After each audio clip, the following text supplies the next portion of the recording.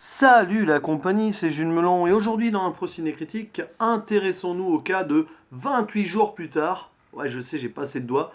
Film sorti en 2002 et réalisé par le Britannique Danny Boyle, une sorte de touche-à-tout du cinéma. Il a fait des films dans tous les genres possibles et souvent avec réussite. Trainspotting, La Plage, petit débat là-dessus possible, hein. Sunshine, Slumdog Millionnaire et j'en passe. Ici, il s'attaque au genre du film d'horreur post-apocalyptique, film de zombies.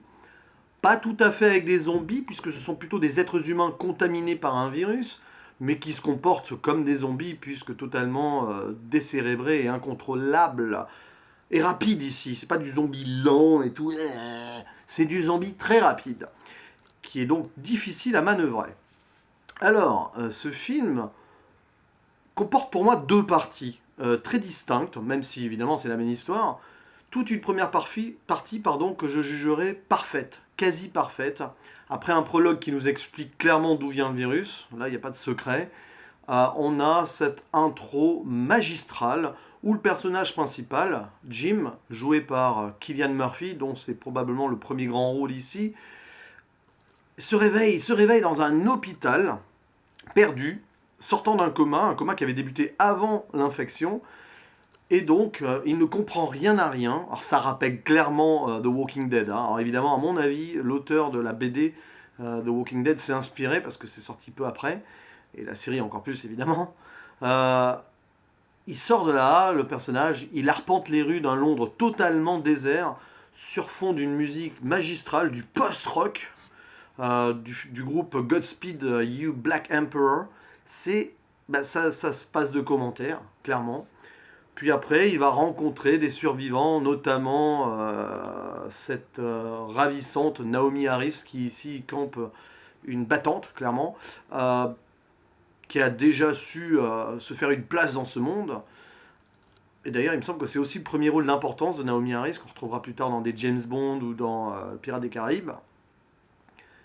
Et toute cette première partie, c'est de la survie pure et dure, dans un monde post-apocalyptique récent, déserté, à devoir gérer les attaques de zombies. Il y a quelques screamers d'ailleurs, à certains moments, c'est bien fait. Il y a de l'hommage à Romero là-dedans. Alors pour ça, c'est un film de zombies aussi, parce qu'il y a clairement des codes du film de zombies.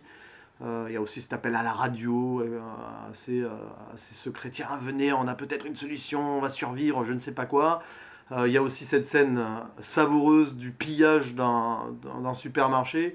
On rêverait de tous faire ça, alors, quitte à être dans un monde comme ça, on rêverait tous de faire ça au moins une fois dans notre vie, sur fond d'une musique un petit peu truculente d'ailleurs, critique de la société de consommation, même s'il y a aussi des placements de produits un peu abusés là, dans ce film. Mais bon, n'est-ce pas aussi une sorte de cliché volontaire pour renforcer cette critique de la société de consommation, comme Romero faisait d'ailleurs, quelque part.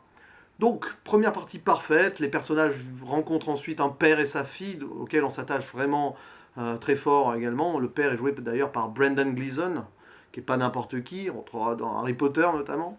Et puis, seconde partie, on arrive donc dans une sorte de château, pris d'assaut, entre guillemets, par des militaires qui sont là pour défendre, on ne sait trop quoi d'ailleurs, pour survivre, pour espérer quelque chose.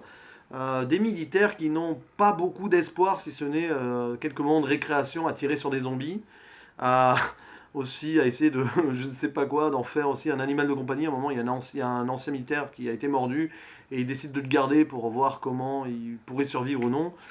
Euh, cette bande de militaires, d'ailleurs, est menée par un très très bon Christopher Eccleston, même si je pense qu'on aurait pu approfondir un peu plus son personnage, un petit peu ambivalent.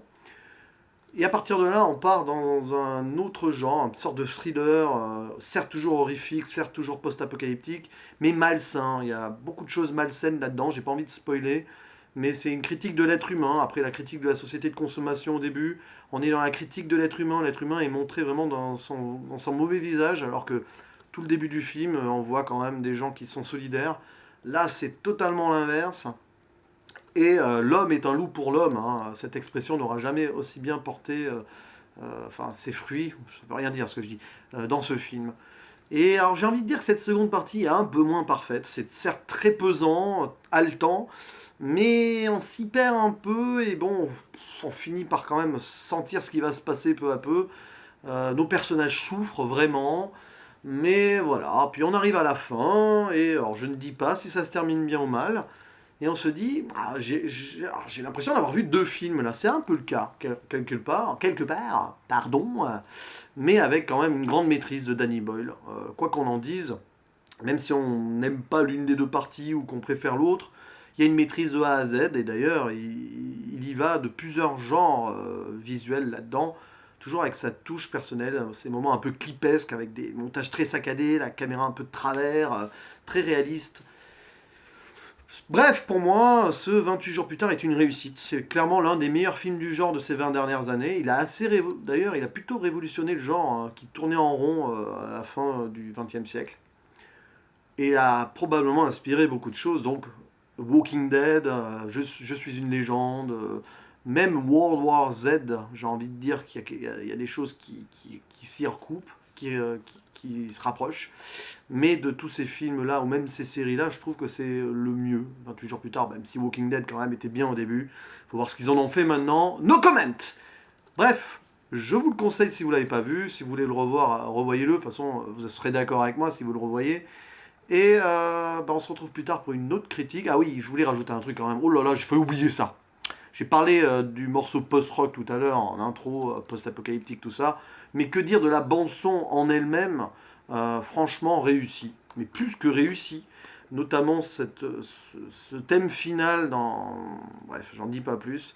Alors la bande-son est réalisée par un certain John Murphy. Alors, rien à voir avec Cillian Murphy d'ailleurs. John Murphy qui aussi fera une bande-son assez magnifique dans Sunshine plusieurs années après. Ça se déguste, ça met l'ambiance et ça prend aux tripes. Sans mauvais jeu de mots, parce que les zombies vous prennent aux tripes aussi. Voilà, à bientôt, ciao ciao.